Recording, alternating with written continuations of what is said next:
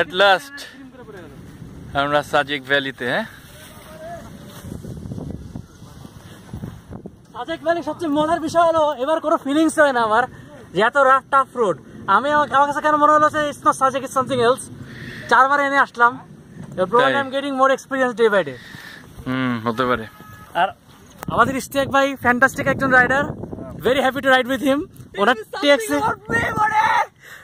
চাচা ভাতিজা একসাথে, চাচা ভাতিজা একসাথে, বড় ভাই প্লাস চাচা ভাতিজা। এটা ব্লু মাউন্টেন না? না, ব্লু মাউন্টেন পিছনে। এইটাতে একটা সেলফি তুলি আমরা।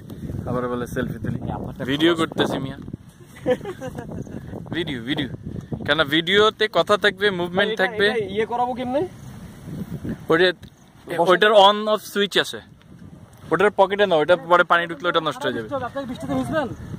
আমার কোনো সমস্যা নাই।